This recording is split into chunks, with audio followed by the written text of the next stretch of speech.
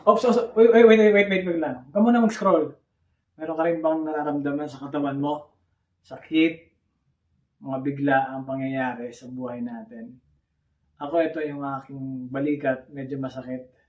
O yung kamag-anak mo, mama mo, lolo mo, o kapatid.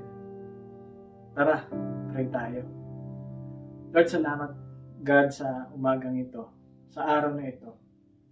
Kinikilala po namin yung iyong kapangyarihan at magagawa sa aming mga buhay. Ikaw ang Diyos na nakakagawa ng higit sa lahat. Ikaw ang Diyos na makapangyarihan. Kinikilala po namin ang iyong magagawa, O Diyos. Tawarin niyo po kami sa aming mga pagkukulang at kasalanan.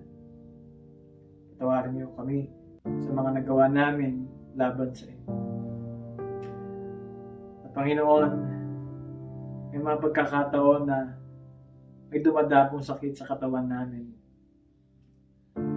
At sino man po ngayon na may karamdaman, dalangin ko ang healing, ang kagalingan sa kanyang katawan.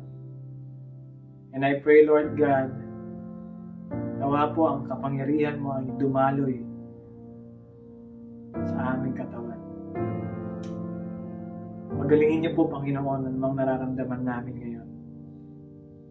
Pagalingin niyo po, Panginoon, maging normal ang aming lakas. At dalangin ko, O Diyos, muli kaming sumigla at muli bumalik ang aming lakas. Panginoon, dalangin ko, O Diyos, ipuin mo po ang katawan ng taong ito. Ipuin niyo po ang kanyang mga nararamdaman. Kung saan mang parte ng kanyang katawan ang may sakit, Lord God, dalangin ko ang kagalingan sa pangalan ni Jesus. Sa pangalan ni Jesus. Maraming salamat, Panginoon, sa walang hanggang biyaya mo sa amin. Salamat sa pagpapatawad niyo po sa amin. Salamat sa kagalingan na binigay niyo sa amin.